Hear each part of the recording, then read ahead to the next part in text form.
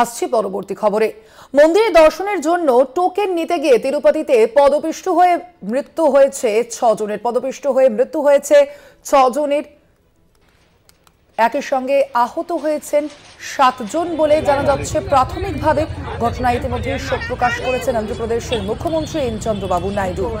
10 জানুয়ারি থেকে পুণ্যার্থীরা বৈকুণ্ঠ দ্বার দর্শনের সুযোগ পাবেন এবং তার আগেই এই ঘটনা নিয়ে ইতিমধ্যেই শোক প্রকাশ করেছেন অন্ধ্রপ্রদেশের মুখ্যমন্ত্রী এন চন্দ্রবাবু নাইডু।